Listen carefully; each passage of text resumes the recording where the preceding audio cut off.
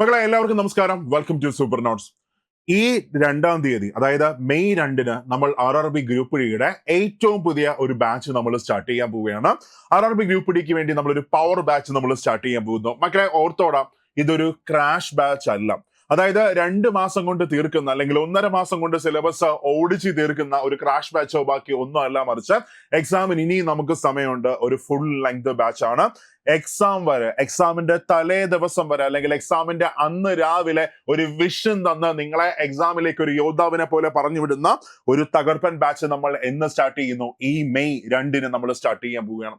So എന്താണ് ഈ ബാച്ചിന്റെ പ്രത്യേകത, എന്തൊക്കെയാണ് ഒരു സ്റ്റുഡന്റിന് ഈ ബാച്ചിനകത്ത് കിട്ടാൻ പോകുന്നത്, മാത്രമല്ല ഗ്രൂപ്പ് ഡി എക്സാമിന്റെ ബെനിഫിറ്റ്സ് എന്തൊക്കെയാണ്, അതായത് നമ്മൾ ഈ കാണുന്നതൊന്നുമല്ല മക്കളെ കോമ്പറ്റീഷൻ, സത്യത്തിൽ കോമ്പറ്റീഷൻ കുറവാണ്. അങ്ങനെ എല്ലാ കാര്യങ്ങളും നമുക്ക് എന്ത് ചെയ്യാം, നമുക്ക് ഈ ഒരൊറ്റ സെഷനിൽ നമുക്ക് ഡിസ്കസ് ചെയ്യാം. Once again welcome to super notes. അതിന് മുമ്പായിട്ട് ആരെങ്കിലും നമ്മുടെ ചാനൽ സബ്സ്ക്രൈബ് ചെയ്യാത്തവരുണ്ടെങ്കിൽ ഒന്ന് സബ്സ്ക്രൈബ് ചെയ്തേക്കാം. ഉറപ്പായിട്ടും എല്ലാ കാര്യങ്ങളിലും നിങ്ങളിലേക്ക് ആദ്യം എത്തിക്കുന്നത് സൂപ്പർ നോട്ട്സ് ആയിരിക്കും. ഓക്കെ, അപ്പൊ നമ്മുടെ ഗ്രൂപ്പ് ഡിയുടെ പവർ ബാച്ച് എന്ന് മുതലാണ് നമ്മൾ സ്റ്റാർട്ട് ചെയ്യുന്നത്? മെയ് 2 മുതലാണ് സ്റ്റാർട്ട് ചെയ്യുന്നത്. അതായത് വരുന്ന വെള്ളിയാഴ്ച മുതലാണ് നമ്മൾ സ്റ്റാർട്ട് ചെയ്യുന്നത്. ഓക്കെ, ഫസ്റ്റ് വൺ, എന്തൊക്കെയാണ് ഈ ബാച്ചിനകത്ത് നിങ്ങൾക്ക് കിട്ടുന്നത്? അപ്പൊ ഞാൻ ആദ്യം പറഞ്ഞു, എക്സാമിന്റെ തലേ ദിവസം വരെ നിങ്ങൾക്ക് ക്ലാസ്സസ് ഉണ്ടാകും. അത് കഴിഞ്ഞ് എക്സാമിന്റെ അന്ന് രാവിലെ ഒരു വിഷൻ തന്നായിരിക്കും നിങ്ങൾ എന്ത് ചെയ്യുന്നത്, എക്സാമിലേക്ക് നമ്മൾ പറഞ്ഞു വിടുന്നത്. ഓക്കെ, അത് കഴിഞ്ഞ രണ്ടാമതായിട്ടും നിങ്ങൾക്ക് ഇംഗ്ലീഷിലെ ക്ലാസ്സസ് കിട്ടും, മലയാളത്തിലും ക്ലാസ്സസ് കിട്ടും. ഇംഗ്ലീഷിൽ നിങ്ങൾക്ക് നോട്ട്സ് കിട്ടും, മലയാളത്തിൽ നിങ്ങൾക്ക് നോട്ട്സ് കിട്ടും. ഇംഗ്ലീഷിൽ നിങ്ങൾക്ക് ക്വസ്റ്റ്യൻസ് പ്രാക്ടീസ് ചെയ്യാൻ പറ്റും, മലയാളത്തിൽ നിങ്ങൾക്ക് ക്വസ്റ്റ്യൻസ് പ്രാക്ടീസ് ചെയ്യാൻ പറ്റും. മാത്രമല്ല നിങ്ങൾക്ക് എന്ത് കൺസേൺ ഉണ്ടെങ്കിലും അത് അഡ്രസ് ചെയ്യാനായിട്ട് ഒരു പ്രോപ്പർ ആയിട്ടൊരു മെന്റർ ആ ഗ്രൂപ്പിനകത്ത് കാണാം.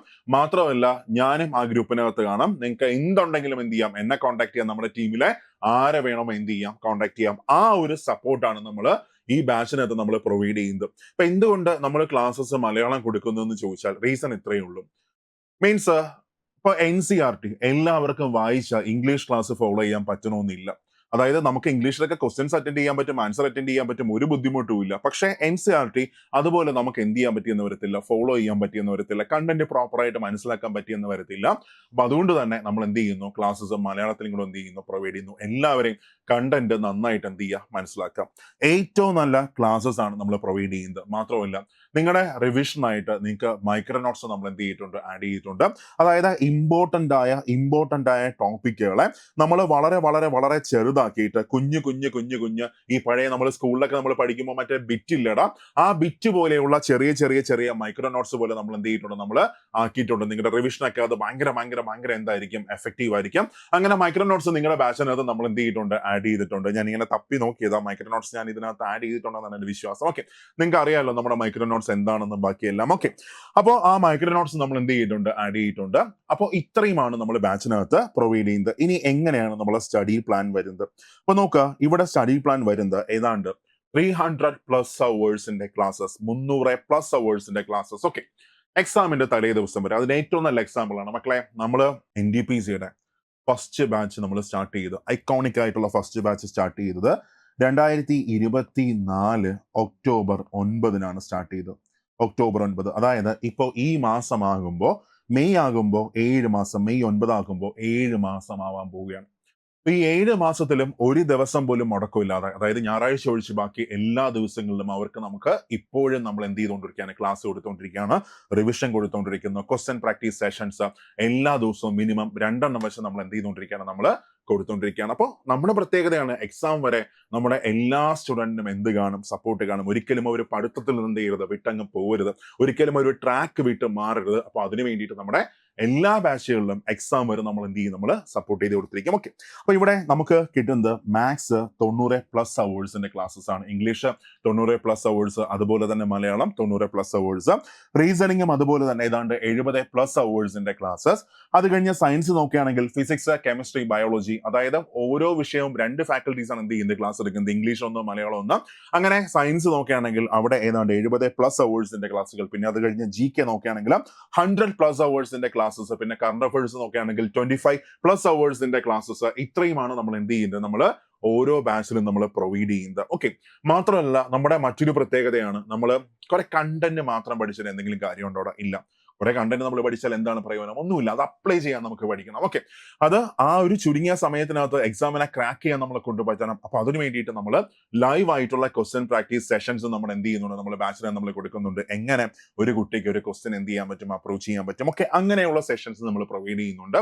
പിന്നെ മോട്ടിവേഷൻ സെഷൻസ് എല്ലാമായിട്ട് നമ്മുടെ തകർപ്പൻ ബാച്ച് മെയ് 2 നമ്മൾ സ്റ്റാർട്ട് ചെയ്യുന്നു. ഉറപ്പ് തരാം, ഇത്രയും നല്ല ക്ലാസ്സസ് നിങ്ങൾക്ക് ഒരു സ്ഥലത്തും കിട്ടത്തില്ല. അതായത് ഈ ഒരു ക്വാളിറ്റിയുള്ള ക്ലാസ്സസ്. ഇപ്പൊ നിങ്ങൾ എന്നെ കാണുന്നില്ലേ, ആ വിഷ്വൽ ക്വാളിറ്റി ആയിക്കോട്ടെ, ഓഡിയോ ക്വാളിറ്റി ആയിക്കോട്ടെ, ഈ ക്വാളിറ്റി ആയിരിക്കും എല്ലാ ക്ലാസ്സസിനും എന്ത് ചെയ്യുന്നത്, വരുന്നത്. ഓക്കെ, ഇനി മറ്റൊരു പ്രത്യേകത എന്താണ് ഗ്രൂപ്പ് ഡിയുടെ എക്സാമിന്റെ പ്രത്യേകത? നിങ്ങളിപ്പോൾ പ്രിപ്പയർ ചെയ്ത് തുടങ്ങുന്ന ആൾക്കാരാണ്, അല്ലെങ്കിൽ പഠിച്ചുകൊണ്ടിരിക്കുന്ന ആൾക്കാരാണ്. മക്കളെ, നിങ്ങളുടെ മനസ്സിനകത്ത് എപ്പോഴും ഈ ഒരു കാര്യം മാത്രമേ വരാവൂ. അതായത് ഈ ഗ്രൂപ്പ് ഡി എക്സാമിന്റെ പ്രത്യേകത എന്ന് പറഞ്ഞാൽ, ഇപ്പോൾ 2025 ഓഗസ്റ്റ് മാസത്തിൽ നമുക്ക് എക്സാം നമുക്ക് പ്രതീക്ഷിക്കാം. ജൂലൈക്ക് ശേഷം എക്സാം പ്രതീക്ഷിക്കാം.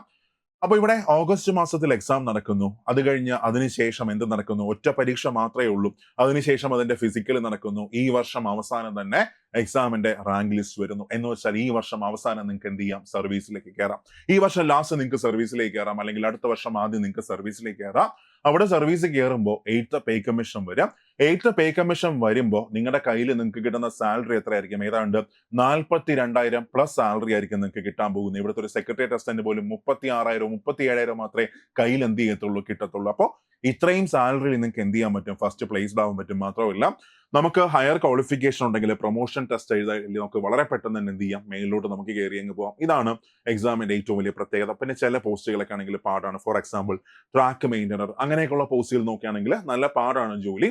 പക്ഷെ അവിടെയും നമുക്ക് ഹയർ ക്വാളിഫിക്കേഷൻ ഉണ്ടെങ്കിൽ എന്ത് ചെയ്യാൻ പറ്റും? ഡിപ്പാർട്ട്മെന്റ് ടെസ്റ്റും ബാക്കിയെല്ലാം എഴുതി മേലിലേക്ക് നമുക്ക് പോവാനായിട്ട് പറ്റും. അപ്പൊ എങ്ങനെ മാർക്ക് ഡിസ്ട്രിബ്യൂഷൻ വരുന്നത്? സയൻസ് 25 ക്വസ്റ്റ്യൻസ് 25 മാർക്കാണ്.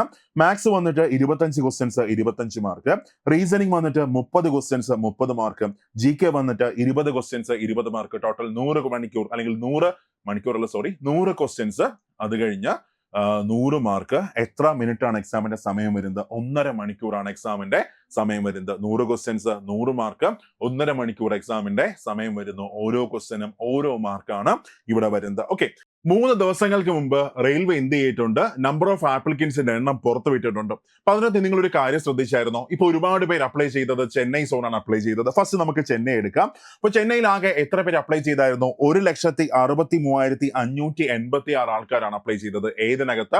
അൺറിസർവ്ഡ് കാറ്റഗറി നോക്കുകയാണെങ്കിൽ 1,63,586 പേര് അപ്ലൈ ചെയ്തു. SC ആണെങ്കിൽ 2,93,266 പേര് അപ്ലൈ ചെയ്തു. SC ആണെങ്കിൽ 66,036 പേര് അപ്ലൈ ചെയ്തായിരുന്നു. OBC ആണെങ്കിൽ 5,41,939 പേര് അപ്ലൈ ചെയ്തു. EWS വന്നിട്ട് 48,095 പേരാണ് EWS അപ്ലൈ ചെയ്തേക്കുന്നത്. ടോട്ടൽ നമ്പർ ഓഫ് ആപ്ലിക്കൻസ് നോക്കുകയാണെങ്കിൽ 11,12,922 പേരാണ് ചെന്നൈ സോണിൽ എന്ത് ചെയ്തേക്കുന്നത്? അപ്ലൈ ചെയ്തേക്കുന്നത്. ഫസ്റ്റ് ഓരോന്നായിട്ട് നമുക്ക് എടുക്കാം. ഇവിടെ നോക്കാം, ജനറൽ കാറ്റഗറി എടുക്കുകയാണ്. സോ ജനറൽ കാറ്റഗറി എടുക്കുകയാണെങ്കിൽ 1,63,586 ആൾക്കാരാണ് അപ്ലൈ ചെയ്തേക്കുന്നത്. കണ്ടായിരുന്നോ? യെസ്, കണ്ടു. ചെന്നൈ നിങ്ങൾ കണ്ടായിരുന്നു. അവിടെ ചെന്നൈക്ക് UR നമ്പർ ഓഫ് വേക്കൻസി എത്രയുണ്ടെന്ന് നോക്കി. ചെന്നൈക്ക് UR അൺറിസർവ്ഡ് കാറ്റഗറി നോക്കുകയാണെങ്കിൽ നമ്പർ ഓഫ് വേക്കൻസി 1089 ആണ്. 1089 എന്ന് വെച്ചാൽ ടോട്ടൽ വേക്കൻസിയെ, ടോട്ടൽ URലെ വേക്കൻസിയെ ഇവിടെ ഞാൻ എടുക്കുകയാണ്, ചെന്നൈ എടുക്കുകയാണ്. 1,63,586 divided by number of vacancy എടുക്കുകയാണെങ്കിൽ 150 ഒരാൾക്കാണ് ജോലി വരുന്നത്. 150 ഒരാൾക്ക് ജോലി വരുന്നുണ്ട്. ഓക്കെ, ഇത് അൺറിസർവ്ഡ് കാറ്റഗറിയുടെ കേസ് നോക്കുകയാണ്. 150 ഒരാൾക്ക് ജോലി വരുന്നു. അപ്പൊ ഇവിടെ അൺറിസർവ്ഡ് കോട്ട പൂർണ്ണമായിട്ടും ജനറൽ കാറ്റഗറിക്ക് മാത്രമല്ല ഉള്ളത്. OBCക്ക് കുറച്ചുണ്ട്. അത് കഴിഞ്ഞ് SC STക്കും എന്തുണ്ട്, അതിനകത്ത് കുറച്ചുണ്ട്. ഞാൻ അതിന്റെ ഒരു ഡീറ്റെയിൽ ആയിട്ട് ഒരു വീഡിയോ മുമ്പ് ചെയ്തിട്ടുണ്ട്. അപ്പൊ എന്ത് ചെയ്യുന്നില്ല, ഇപ്പൊ അതിനെ കുറിച്ച് പറയുന്നില്ല. ഇപ്പൊ ഒരു സെക്രട്ടേറിയറ്റ് അസിസ്റ്റന്റ് ഒക്കെ എടുക്കുകയാണെങ്കിൽ 4 ലക്ഷം ആൾക്കാരാണ് അപ്ലൈ ചെയ്തിരിക്കുന്നത്. 4 ലക്ഷം ആൾക്കാർ. അതിൽ 500 വേക്കൻസിയാണ് ആകെ വരുന്നതെന്ന് സങ്കല്പിച്ചോ. 4 ലക്ഷം ഡിവൈഡ് ബൈ 500 എന്ന് വെച്ചാൽ 800 ഒരാൾക്ക് ജോലിയാണ്. 800 ഒരാൾക്ക് ജോലി. അപ്പൊ അവിടെയും ഇവിടെയും വെച്ച് നിങ്ങളൊന്ന് കമ്പയർ ചെയ്ത് നോക്കുക. അപ്പോൾ നിങ്ങൾക്ക് എന്ത് ചെയ്യാൻ പറ്റും? മനസ്സിലാക്കാനായിട്ട് പറ്റും. ജോലി കിട്ടാനായിട്ട് എളുപ്പമാണ്. മാത്രമല്ല, ഇതിനകത്ത് കുറെ ആൾക്കാർ എന്ത് ചെയ്യത്തില്ല, പഠിക്കത്തില്ല. അപ്ലൈ ചെയ്ത് മാത്രമേ ഉള്ളൂ, പഠിക്കത്തില്ല. കുറെ ആൾക്കാർ അവസാനം മാത്രമേ എന്ത് ചെയ്യത്തുള്ളൂ, എന്തെങ്കിലുമൊക്കെ നോക്കത്തുള്ളൂ. വളരെ കുറച്ച് ആൾക്കാർ മാത്രമേ വളരെ ഇന്റൻസ് ആയിട്ട് പ്രിപ്പയർ ചെയ്ത് പോകത്തുള്ളൂ. അപ്പൊ അവരാണെങ്കിൽ എന്ത് ചെയ്യും? NDPCക്ക് വേണ്ടി പ്രിപ്പയർ ചെയ്യും. ബാക്കിയുള്ള സെൻട്രൽ എക്സാംസിന് വേണ്ടി പ്രിപ്പയർ ചെയ്യും. അപ്പൊ അവരൊക്കെ NDPC ഇട്ടാണെങ്കിൽ ഏതേ ചൂസ് ചെയ്യത്തുള്ളൂ? NDPC ചൂസ് ചെയ്യത്തുള്ളൂ. അപ്പൊ അവിടെ എന്ത് ചെയ്യും? കുറച്ച് വേക്കൻസി അവിടെയും കുറയും. മാത്രമല്ല, ഇതിന് ഫിസിക്കൽ ഉണ്ട്. ഒരുപാട് ആൾക്കാർക്ക് എന്ത് ചെയ്യാൻ പറ്റത്തില്ല, ഫിസിക്കൽ ക്വാളിഫൈ ചെയ്യാതെ അങ്ങ് പോകും. അങ്ങനെ കുറച്ച് അവസരങ്ങൾ നമുക്ക് വീണ്ടും നമുക്ക് കൂടിക്കൊണ്ടിരിക്കും. ഓക്കെ, അപ്പൊ ഇതാണ് എക്സാമിന്റെ ഒരു അനാലിസിസ് വരുന്നത്. നമ്പർ ഓഫ് ആപ്ലിക്കൻസ് ഒന്നും നോക്കണ്ട, 150 ഒരാൾക്ക് ജോലി, അല്ലെങ്കിൽ പോട്ടെ ടോട്ടൽ എടുക്കുകയാണെങ്കിൽ ഏതാണ്ട് ഒരു 300 ഒരാൾക്കാണ് എന്ത് വരുന്നത്, ജോലി വരുന്നത്. അപ്പോൾ ബാക്കിയുള്ള എക്സാംസുമായിട്ട് കമ്പയർ ചെയ്യുമ്പോൾ എങ്ങനെയാണ്, കോമ്പറ്റീഷൻ കുറവെന്ന് തന്നെ നമുക്ക് എന്ത് ചെയ്യാം, നമുക്ക് പറയാം. ഓക്കെ, അപ്പൊ ഇത് മനസ്സിലാക്കി വേണം നിങ്ങളുടെ പ്രിപ്പറേഷൻ നിങ്ങൾ മുമ്പിലേക്ക് നിങ്ങൾ കൊണ്ടുപോകാനായിട്ട്. അപ്പോൾ മെയ് 2 നമ്മുടെ ബാച്ച് നമ്മൾ എന്ത് ചെയ്യുന്നു, നമ്മൾ സ്റ്റാർട്ട് ചെയ്യുന്നു. ബാക്കി ഒന്നും പറയാനില്ല. നിങ്ങൾ ആത്മാർത്ഥമായിട്ട് പഠിക്കാൻ തയ്യാറാണെങ്കിൽ, ഒരു 3 മാസം നിങ്ങൾ മാറ്റിവെക്കാൻ തയ്യാറാണെങ്കിൽ, ഈ വർഷം അവസാനം നിങ്ങൾക്ക് സർവീസിലേക്ക് കയറാൻ പറ്റും. അതിന് വേണ്ട എല്ലാ സപ്പോർട്ടും സൂപ്പർ നോട്ട്സ് നിങ്ങൾക്ക് തന്നിരിക്കും. ഓക്കെ, നിങ്ങൾ ജസ്റ്റ് ചിന്തിച്ചു നോക്കുക, എനിക്ക് എന്താണ് വേണ്ടത്. സത്യത്തിൽ ഇത്രയും കാര്യങ്ങളല്ലേ എനിക്ക് വേണ്ടത്. അപ്പോൾ നിങ്ങൾക്ക് എന്ത് ചെയ്യാൻ പറ്റും, മനസ്സിലാക്കാൻ പറ്റും. നിങ്ങൾക്ക് വേണ്ട എല്ലാ കാര്യങ്ങളും നമ്മൾ തന്നിരിക്കും. ഓക്കെ, അപ്പോൾ എന്തെങ്കിലും ഡൗട്ട് ഉണ്ടെങ്കിൽ നിങ്ങൾക്ക് ഈ നമ്പറിൽ കോൺടാക്ട് ചെയ്യാം, 8281223366. ഓക്കെ, ഈ നമ്പറിൽ കോൺടാക്ട് ചെയ്യാം, ബാച്ചിൽ ജോയിൻ ചെയ്യാം.